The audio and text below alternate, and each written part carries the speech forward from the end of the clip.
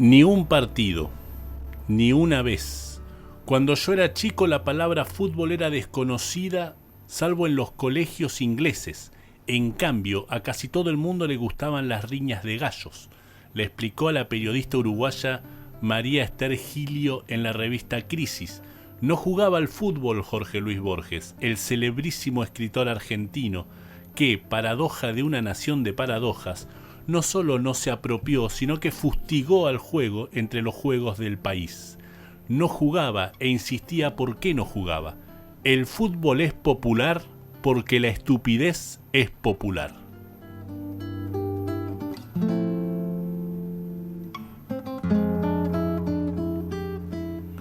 Según miles de analistas de decenas de escuelas, la literatura de Borges es universal y cuenta al universo. Casi nada, o casi todo, pero sin lugar para la pelota porque hay ausencia de fútbol. Ya la gimnasia interesaba más que la muerte. Los chicos ignoraban el visteo por atender al fútbol, rebautizado por desidia vernácula el FOBA. Escribió en La canción del barrio dentro de Evaristo Carriego en 1930, el libro con nombre de otro escritor argentino en el que Borges desgaja, desde su mirada y desde su prosa fascinante, un tiempo argentino. Aquí la referencia es a 1912, un año de consolidaciones futbolísticas nacional, porque, aunque eso no integrara el vastísimo campo de saberes de Borges, la Asociación Argentina de Fútbol, que así se llamaba y debía esperar 22 años para tornarse en Asociación del Fútbol Argentino, o AFA, se afilió a la Federación Internacional de Asociaciones de Fútbol, la FIFA. Sobre las raíces del juego en esta parte del mundo sí esbozaba una erudición propia, como le respondió al periodista Alfredo Serra en la revista Gente. Una señora me dijo una vez: pero la gente pobre siempre ha jugado al fútbol en los baldíos. Estaba equivocada. Cuando yo era chico no se jugaba al fútbol en los baldíos, y ratificó lo que le había expuesto a Gilio: se jugaba a las riñas de gallos. Detalle borgiano, la riña de gallos le gustaba más.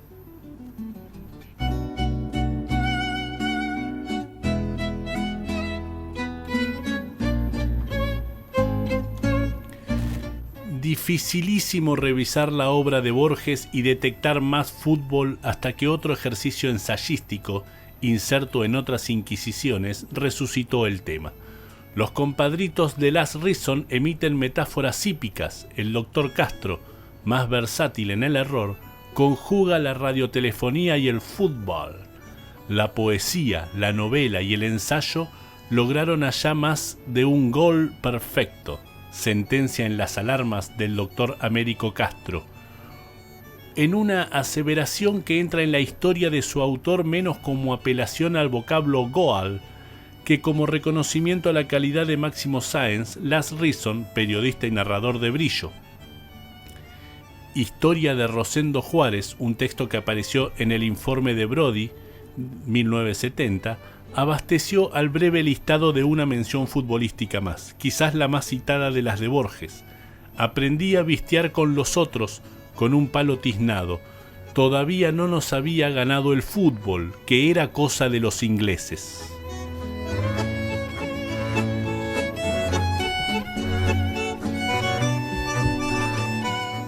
A pesar de semejante distancia, hay un cuento que, de mínima, es un 50% borgiano y está en el nudo de los lazos entre la literatura y el fútbol. Se trata de S.S. Percipi, coescrito con su socio creativo Adolfo Bioy Casares y bajo el apelativo compartido de Honorio Bustos Domecq. Fábula anterior a la televisión y muy anterior a la PlayStation, plantea que el último partido real se disputó el 24 de junio de 1937 y que lo que siguió luego son puestas de quienes administran las cámaras con imágenes. Entre la literatura fantástica y la metafísica, Borges y Bioy Casares ponen en la escena de esse es percipi, o sea, ser es percibido, la hipótesis central que le legó al mundo George Berkeley, coincidencia acaso también metafísica y también de literatura fantástica. En la biografía que le construyen a Bustos Domecq, los autores dicen que nació en Pujato, como si intuyeran que un día parirían allí a Lionel Scaloni. Coincidencia todavía más metafísica y más de literatura fantástica, el 24 de junio de 1937, la fecha del último partido real, implica pararse justo medio siglo antes del nacimiento de un muchacho llamado Lionel Messi. Para todas las otras referencias de lo sucedido los 24 de junio, se sugiere entrarle a Fuegos de Junio, el libro que editó el colectivo Lástima a Nadie Maestro.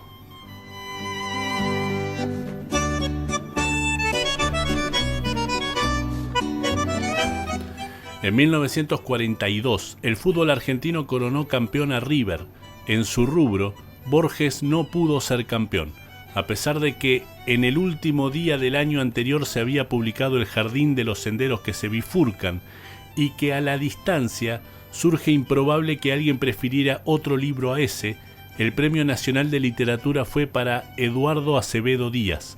Su obra no estaba dedicada al fútbol ni a nada parecido, pero no podía sonarle simpática a Borges, por lo menos desde el título, Cancha Larga.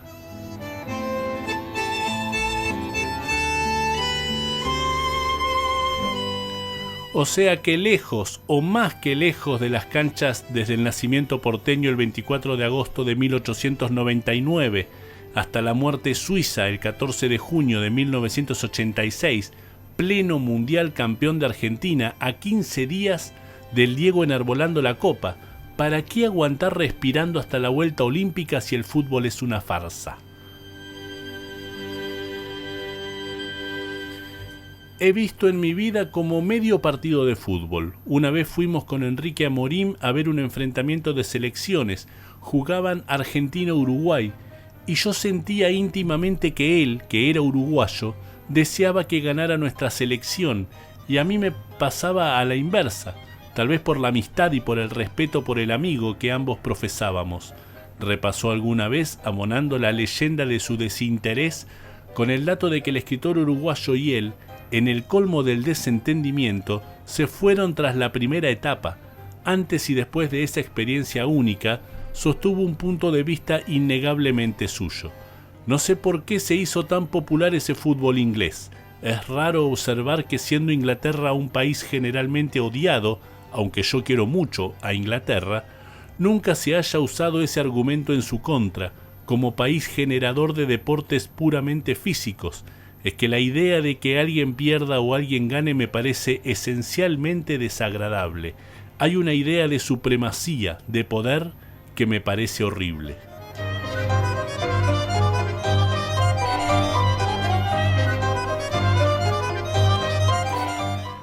Tan horrible eso del deporte que hasta guarda lógica que en Historia Universal de la Infamia, 1935, haya infamias con aroma deportivo, aunque no futbolístico. El capitán Hernando de Soto, antiguo conquistador del Perú, que distrajo los meses de prisión del Inca Atahualpa, enseñándole el juego de ajedrez, avisa Borges de entrada. En El atroz redentor, Lazarus Morel, y en El proveedor de iniquidades, Monk Eastman, introduce el boxeo. Arribaron a una decisión muy americana, confiar un match de box la disputa. Kelly era un boxeador habilísimo. El duelo se realizó en un galpón y fue estrafalario. 140 espectadores lo vieron, entre compadres de galera torcida y mujeres de frágil peinado monumental. Duró 2 horas y terminó en completa extenuación, y en la frontera del deporte llama a la arquería y la esgrima alrededor de otro villano. Kira Kotsuke no Suke, el odiado maestro de ceremonias, había fortificado su casa y una nube de arqueros y de esgrimistas custodiaba su palanquín.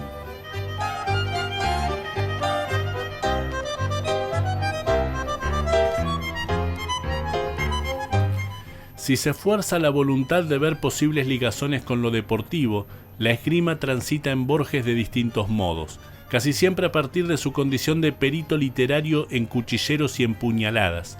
Pero hay más. Ya en las Misas herejes de Evaristo Carriego, pinta al guapo antiguo y rememora que el comité alquilaba su temibilidad y su esgrima. En el encuentro, que es parte del informe de Brody 1970, Uriarte y Duncan empuñan armas, lo que es asombro.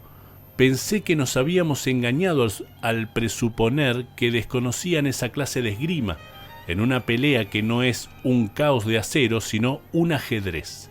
Y finalmente, si en su poema El remordimiento Borges revela que no fue feliz en los versos de espadas, que está en El oro de los tigres 1972, comunica que, a diferencia de Lugones, tampoco fue esgrimista. Déjame, espada, usar contigo el arte, yo que no he sabido manejarte.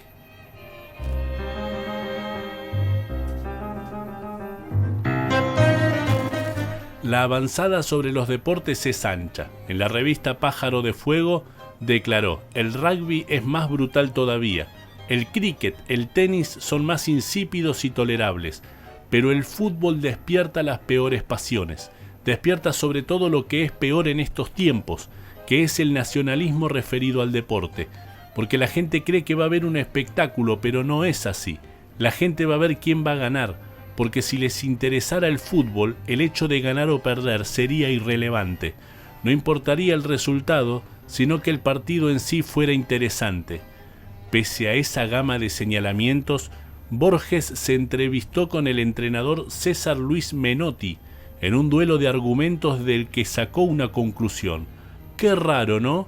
Un hombre inteligente y se empeña en hablar de fútbol todo el tiempo. Borges y Menotti compartieron además títulos de diarios en El Mundo por un estremecimiento ni literario ni deportivo. A pesar del histórico sesgo derechista de las opiniones políticas del escritor, en agosto de 1980 Menotti y Borges se calzaron la camiseta del mismo equipo cuando suscribieron una solicitada pionera avalada por 175 firmantes, en la que se reclamaba la publicación de las listas y el paradero de los miles de desaparecidos que dejaba la acción brutal de una dictadura que, por entonces, pervivía en el poder.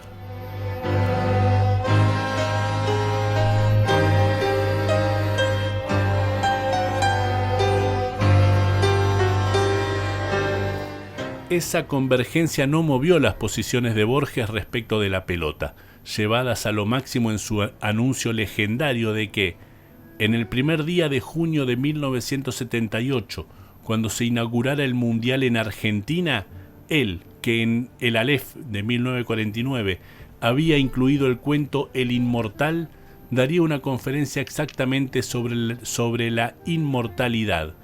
Mientras dure el Campeonato Mundial de Fútbol, me iré a cualquier parte donde no se hable de fútbol. El Mundial será una calamidad que por suerte pasará, se empecinó.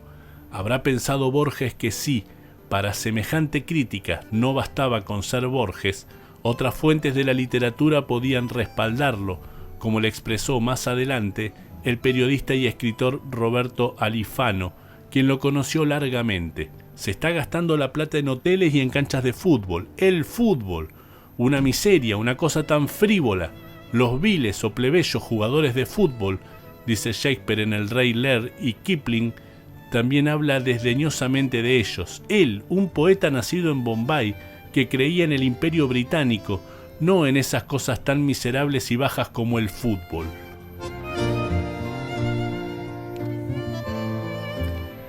Alifano también vio cómo, tras almorzar con Borges en la avenida Corrientes, unos hinchas de fútbol le gritaron desde un camión: «Borges, sos más grande que Maradona». A lo que el hombre al que nunca le dieron el Nobel contestó redireccionando el eje hacia ese premio: «Bueno, eso estaría bien si lo gritaran en Estocolmo. Tal vez podría influir en los académicos suecos».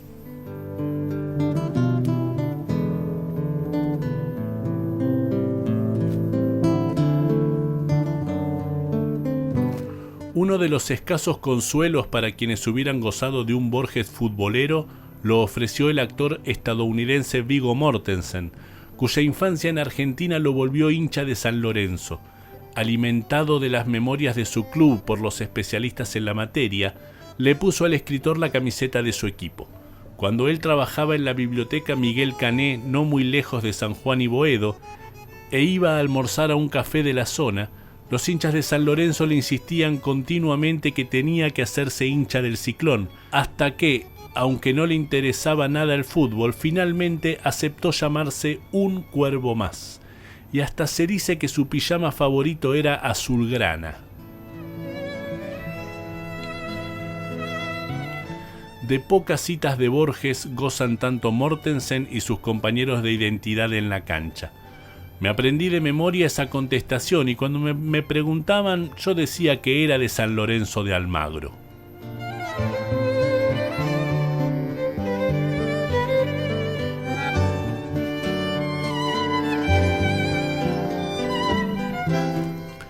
Faltante el fútbol en lo cotidiano, en los libros de Borges lo que hay es ajedrez. Un paseo veloz por ficciones, 1941-1944, localiza a Herbert Ashe, el ingeniero de los ferrocarriles del sur que juega al ajedrez taciturnamente en Tron, Uqbar, Orbis Tertius y a la propuesta transformadora del ajedrez que se sugiere y se descarta en Pierre Menard, el autor del Quijote. Un artículo técnico sobre la posibilidad de enriquecer el ajedrez eliminando uno de los peones de torre. Menard propone, recomienda, discute y acaba por rechazar esa innovación. Siempre en ficciones, el ajedrez vuelve en Examen de la obra de Herbert Quine. Todos creyeron que el encuentro de los dos jugadores de ajedrez había sido casual. Y en El despertar de Jaromir Hladik, en El milagro secreto, cuando el Tercer Reich entra en Praga porque soñó con un largo ajedrez. No lo disputaban dos individuos, sino dos familias ilustres. Y en ese juego, las piezas y el tablero estaban en una torre secreta. Y en el jardín de los senderos que se bifurcan, cuando Stephen Albert abre este diálogo, en una adivinanza cuyo tema es el ajedrez, ¿cuál es la única palabra prohibida? Reflexioné un momento y repuse: la palabra ajedrez.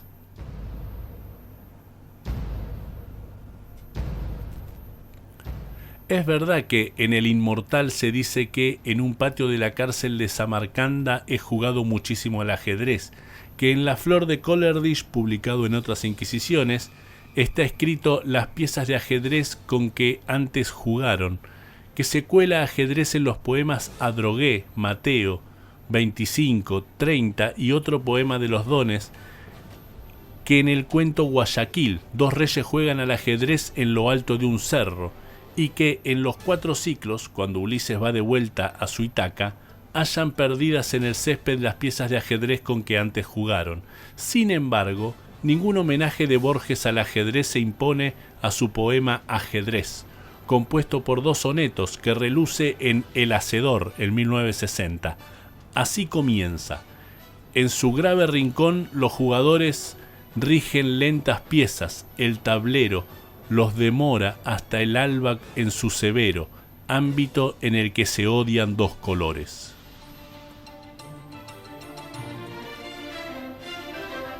Ese ajedrez vale para los ajedrecistas lo que para los ciclistas implica esta respuesta de Nora, la hermana de Borges, a Rodolfo Braselli. Viajamos a Ginebra y allí ingresé a la Escuela de Bellas Artes. Me agregaron edad para ingresar. Giorgi estaba en otra facultad. Muchas veces iba en bicicleta a Francia. Allí le enseñaban lo que a él le gustaba. Tenía que atravesar un puente o la frontera. Iba en bicicleta y él apenas veía. Ya tenía problemas Giorgi. Pero para no entristecer a mi madre, él no se lo decía. Entonces madre lo dejaba ir en bicicleta. Y vale lo mismo que para los nadadores que leen a Borges este otro segmento de reportaje.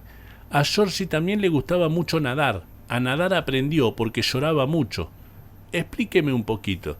Cuando estábamos en Ginebra lloraba, estaba triste o neurasténico. El médico dijo que necesitaba mar y entonces fuimos a Lugano. En un botecito salíamos, nos bajábamos a veces y nadábamos como los perros. Giorgi no nadaba bajo del agua. De espalda hacía la plancha y murmuraba poemas. Mi madre nos miraba desde el balcón.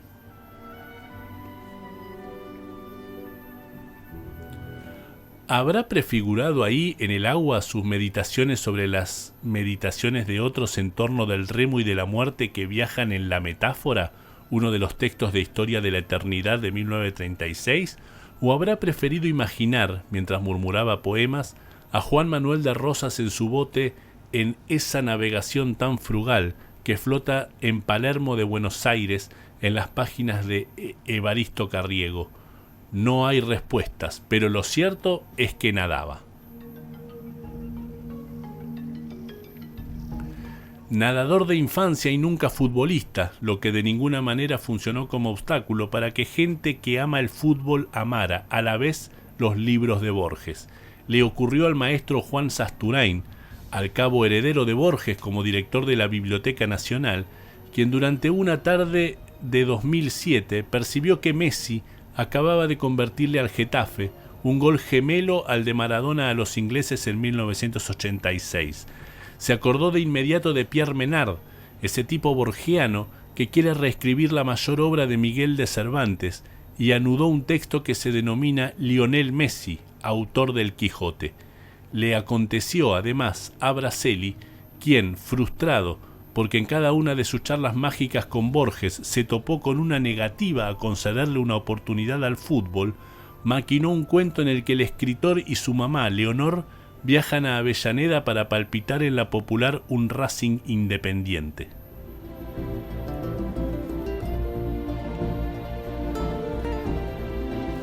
Y ni vacila en disfrutar a Borges el exfutbolista Santiago Solari, que empujó a la pelota con tanto talento en canchas de todo el planeta y que luego se dedicó a escribir y a entrenar y a leer. Me gusta el Borges de la Biblioteca de Babel, donde el universo está hecho de palabras y todos los libros tienen su contrario. Me gusta que nos cuestione si nuestra vida pertenece al género real o al fantástico. El fútbol definitivamente pertenece al género fantástico, ya que si no, no reflejaría tan bien la realidad. Y que tal vez porque la vida es fantástica es que nos conmueve tanto la literatura fantástica. Me gusta Borges porque decía que la filosofía era una rama de la literatura fantástica, aunque todos sepamos que la filosofía es una rama del fútbol.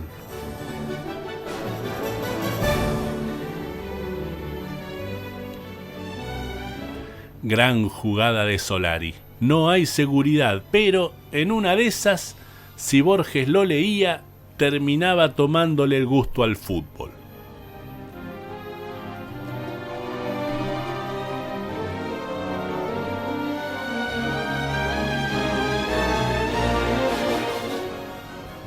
Qué grande Ariel Sher, qué grande Jorge Luis Borges, qué hermosa reseña de Borges en el deporte, de Borges y el fútbol, de todas las negativas, los argumentos. Borges, el jugador, texto de Ariel Sher en la página Relatores.